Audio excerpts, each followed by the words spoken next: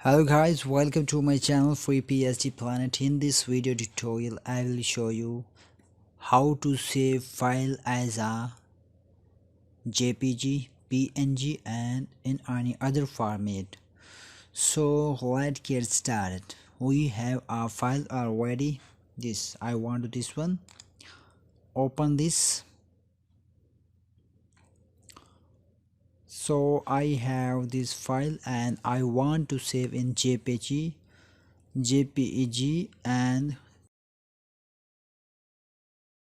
so go to file and save as. You can see that there is no JPG file saving option, only PDF, AI, APS and other format.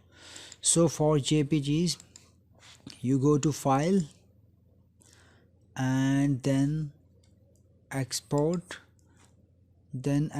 for web.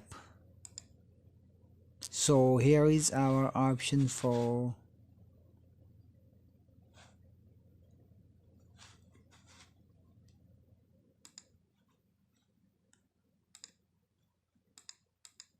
I want to fit on screen. I want to set it fit on screen.